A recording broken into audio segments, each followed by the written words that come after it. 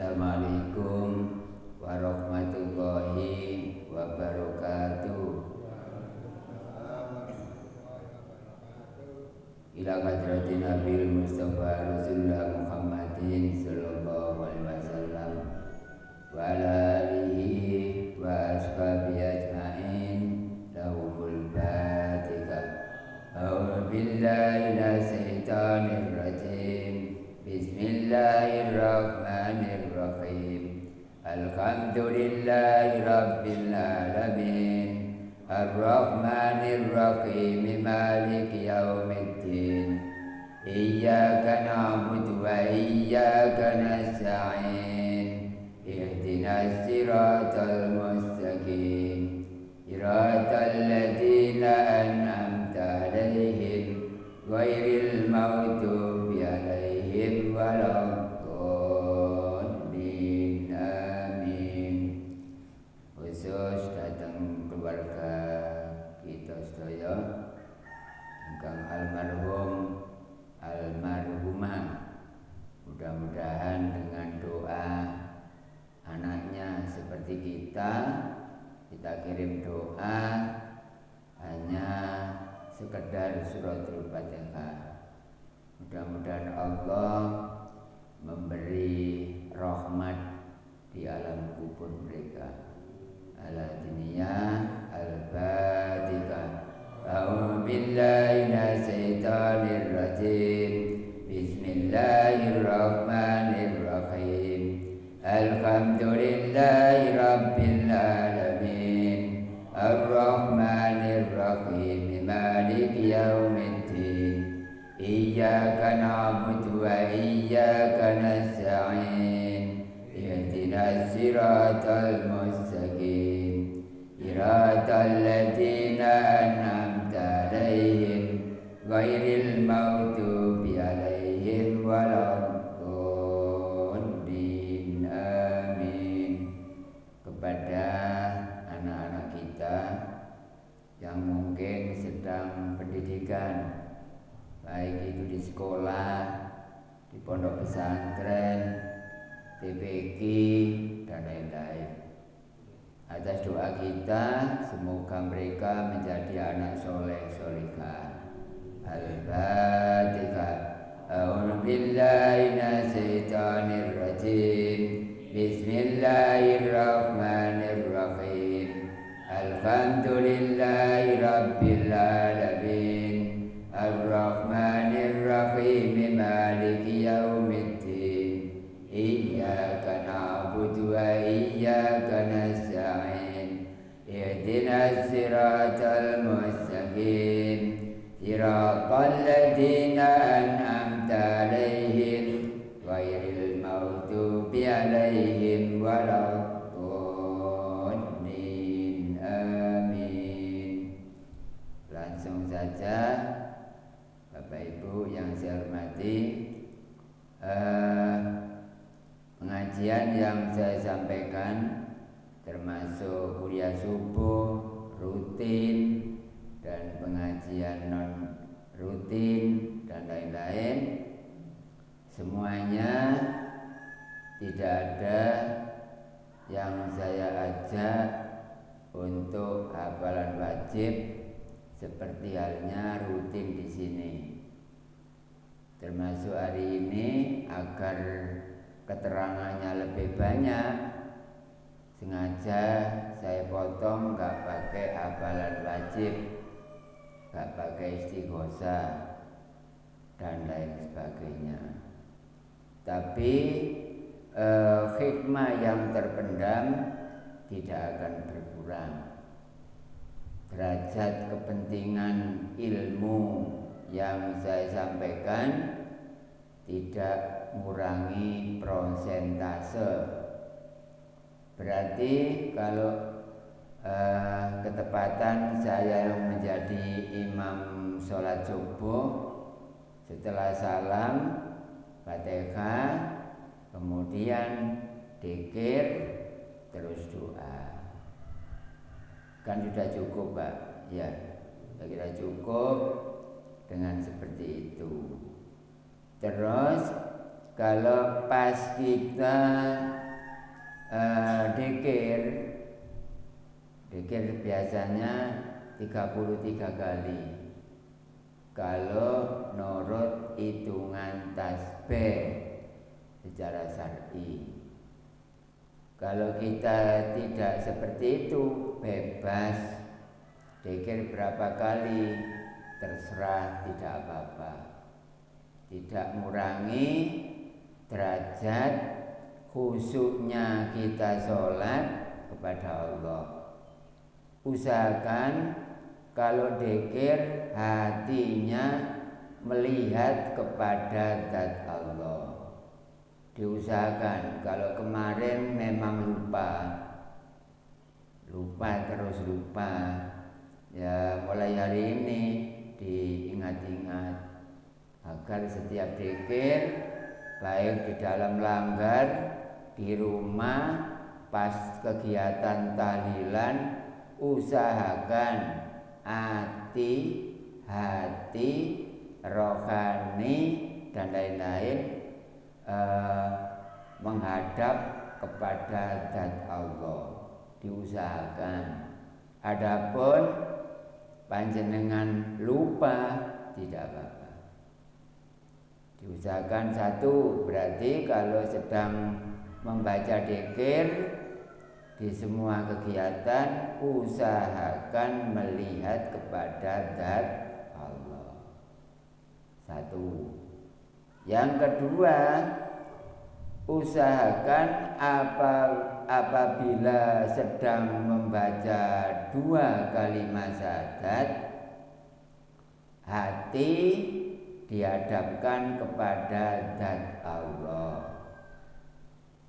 Hati dihadapkan kepada zat Allah. Artinya hatinya melihat kepada zat dan mata kepala pasti mengikutinya. Itu adalah aturan tata krama apabila kita sedang membaca 2 kalimat syahadat. Dan apabila kita melaksanakan awalnya sholat, ya pembukaan awalnya sholat, yaitu sebelum takbir, secara syariat diusahakan pelajaran yang kami sampaikan pada beberapa bulan yang lalu, ilahi anta maksudi waridhoka matlubi, dibaca. Kalau lupa tidak apa-apa. Kemudian jangan sampai pas takbir tidak melihat kepada besarnya zat Allah. Zat Allah kan besar, makanya diawali dengan takbir, diakhiri dengan salam. Hal tersebut namanya sembahyang. Kalau bahasa Arab namanya sholat. Kalau dalam pelajaran tauhid, sehingga panjenengan mendapat 1 SKS halaman 1 sampai halaman terakhir, itu namanya dzikir atau sholat daim, dzikrul khafiyyu, dzikir samar. Itu pendidikan dari ilmu tauhid. Tetap Pak, nanti pada jam terakhir panjenengan ada kesempatan waktu untuk bertanya. Manakala dianggap punya pertanyaan. Kalau tidak, ya tidak usah. Tapi saya sendiri ngaji di mana-mana pasti saya kasih kesempatan sepeleng waktu untuk tanya dan jawab. Kenapa seperti itu? Karena supaya ada timbal balik. Ibarat listrik, plus dengan min berjalan arusnya. Nah, supaya tidak monoton, supaya tidak monolog, berarti panjenengan dipersilakan untuk mengadukan permasalahan alias tanya jawab. Bapak Ibu yang saya hormati, berikutnya adalah kalau kita mempelajari ilmu tauhid, intinya itu adalah sifat wajib 20. Tapi bagi kita, karena manusia itu kan akhir-akhirnya habis usianya, ibarat pulsa sudah habis pulsanya, berarti ya tentu ada waktu untuk ketentuan. Ketentuannya kalau orang itu meninggal dunia itu harusnya bersamaan dengan dua hal. Yang satu hal adalah istighna, seperti apa yang saya terangkan pada beberapa bulan yang lalu. Dan yang kedua adalah iftikar.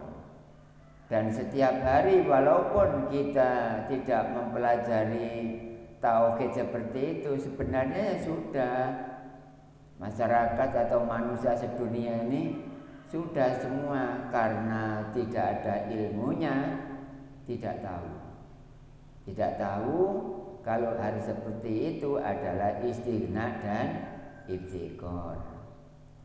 Kita mengacu kepada sifat yang paling bahaya bagi kita. Barangkali kita dihadapi pertanyaan oleh iblis, syaitan, jin, dan lain-lain, termasuk yaitu namanya sifat salbiyah. Sifat salbiyah. Contoh saja, kita kalau mengkupas dari sifat nomor 4 misalnya, ya sembarang wong contoh kok, ambil nomor 4 misalnya. Nomor 4 itu sifat apa, Pak? Mukhalafatu lil khawadisi, artinya berbeda dengan makhluk. Berarti kalau pas kita melaksanakan perintah Allah, hadapkanlah wajah kita rohani dan jasmani ini dihadapkan kepada Tuhan yang berbeda. Mukhalafat itu kan artinya kan berbeda. Berbeda dengan apa, Pak? Berbeda dengan makhluk. Semua selain zat itu dinamakan makhluk. Adapun makhluk dibagi lagi, ada makhluk bernyawa, ada yang tidak bernyawa. Nah, kita mukhalafatul khawadisi berbeda, artinya kan berbeda. Ya wajah kita hadapkan waktu melaksanakan tugas sholat, ya kita melihat atau berhadapan kepada yang berbeda saja. Sajadah nggak boleh dilihat karena banyak yang menyamainya. Hadapkan yang tidak bisa menyamainya, yaitu zat. Nah, ini pentingnya orang ngaji tauhid, terutama pada sifat salbiyah. Yang nomor 3, nomor 1 kan qidam. Nomor 2 itu kan sifat 20. Ini yang salbiyah saja. Yang salbiyah itu kan qidam, baqa, mukhalafatu lil khawadisi. Jadi hitungannya mukhalafatu lil khawadisi itu sifat nomor 3 dari sifat salbiyah. Mukhalafatul lil khawadisi bisa saja sifat nomor 4 bila dipandang dari sifat wajib 20. Kira-kira kan masa gak bisa bedakan, Mbak? Ya bisa bedakan. Nomor 3 mukhalafah itu iya betul, tapi harus dilihat dari salbiyah. Mukhalafah itu nomor 4 bila dilihat dari sifat 20, yaitu dari sifat wujud. Pengajian yang berbau tauhid jarang pada masa-masa yang dekat dengan hari kiamat seperti ini, karena harinya sudah tua, dunia ini sudah tua, sehingga orang-orang lupa terhadap urusan akhirat. Paling-paling ya dunia aja lah, penting hidupnya nggak sampai kalah dengan tetangga. Seperti itu, apa yang kita punyai nggak sampai ketinggalan dengan masyarakat umum seperti biasanya. Yang dipikir cuma itu biasanya. Nggak tahu kalau besok pagi meninggal, 1 minggu lagi meninggal, nggak dipikir. Padahal orang itu kalau sudah meninggal dunia dan masuk ke liang kubur, tidak akan bisa dituruti permintaannya untuk kembali lagi ke dunia, tidak bisa, karena berhadapan dengan pertanyaan malaikat mungkar dan nakir, sehingga baru dia ingat. Di dunia enak-enak santai, membuang-buang waktu, tolabul ilmi nggak seberapa dihiraukan, padahal satu hari itu jatahnya ngaji seperti ini, tolabul ilmi seperti ini adalah 7,5 jam. Supaya ingat, 7,5 jam. Kalau sholat kita biasa 6 menit kali 5. 6 menit kali 5 itu berapa menit? 30 dijadikan jam menjadi berapa? Kalau PR-nya putu, ya jadi setengah ya. 30 menit dijadikan jam, ya berarti ya setengah. Digunakan, Mbak, aritmetika, geometri, aljabar, ilmu ukur. Bagi yang kerjanya biasanya pembangunan, pertukangan, jangan lupa ukur. Ini sudah benar apa enggak tingginya tiang yang mau dipasang ini. Diberikan waterpass. Diberikan waterpass. Ada lagi, siku ini benar apa enggak derajatnya 90. Diukur dengan alatnya. Bagaimana kayu ini bisa halus bila dipegang, karena kita punya alat semuanya. Nah, kalau kita fokus, bagaimana kita melihat Allah? Alatnya apa? Itu tadi sifat wajib 20. Sekarang pertanyaan dari saya, Mbak. Kira-kira zatnya Allah itu disamakan dengan udara sama apa tidak? Disamakan dengan udara? Oh, tidak sama. Karena udara masih bisa dirasakan. Tapi kalau zat tidak bisa. Kalau hawa, wah malah nyolok. Hawanya kita tiap hari ya ada pelaksanaan buktinya hawa. Waduh, hawanya panas. Berarti kan bisa diraba. Tapi kalau zatnya Allah bisa diraba, ya tidak. Makanya besok setan, iblis, kalau kita sakaratil maut, najak, iblis atau setan itu hadir ke kita. Contohnya, hai si fulan, saya Tuhan kamu, karena saya punya sifat mukhalafatu lil khawadisi. Ini contoh sifat. Artinya saya ini Tuhan, Tuhanmu. Berbeda kan dengan yang lain? Berbeda. Jadi akui ya, saya Tuhan kamu. Karena orang tersebut tidak pernah ngaji tauhid, akhirnya orang tersebut mengakui bahwa setan, gitu aja sebutannya, itu ngaku jadi Tuhan. Terus orang yang tidak pernah bertauhid mengakui bahwa setan tersebut adalah Tuhannya. Tidak lama lagi rohnya dicabut oleh malaikat Israel. Jadi matinya, meninggalnya mengakui bahwa Tuhannya adalah setan. Itu bagi orang yang tidak kenal tauhid, orang yang tidak pernah ngaji tauhid. Siapa Pak itu besok? Ya semuanya. Semuanya. Untung saja kita masih ditemani oleh apa? Oleh ilmu tauhid. Diajak besok teman, keluarga, atau famili yang lain dihubungi. Sekarang dimudahkan oleh Allah. Lebih mudah sekarang ini, gak ada sulit.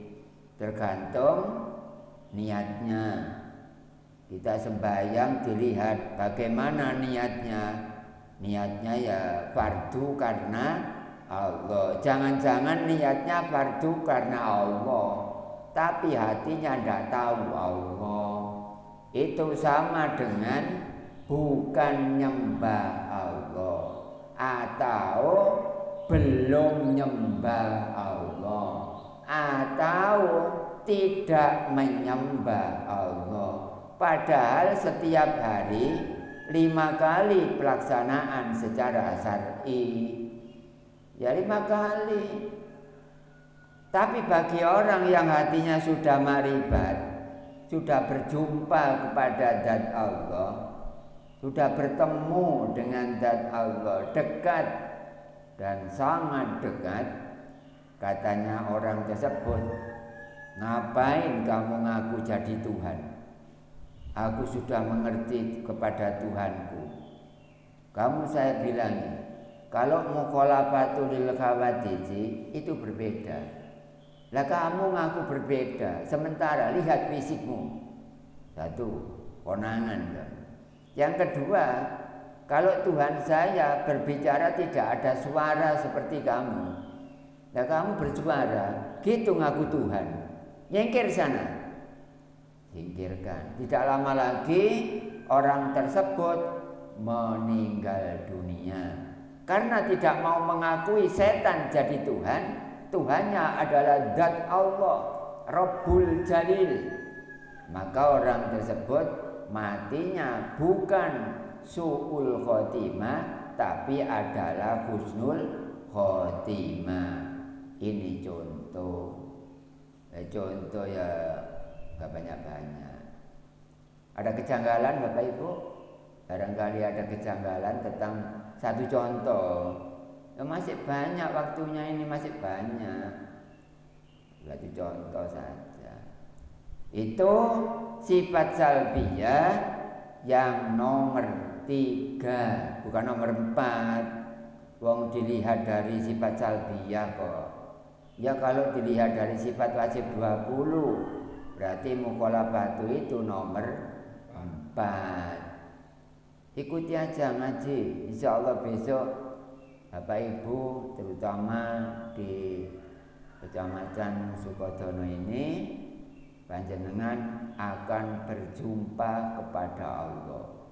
Jangan sampai meninggal atau mati tidak pernah berjumpa kepada Allah, tapi kedahuluan meninggal dunia. Akhirnya dipastikan mereka atau dia matinya su'ul khotimah.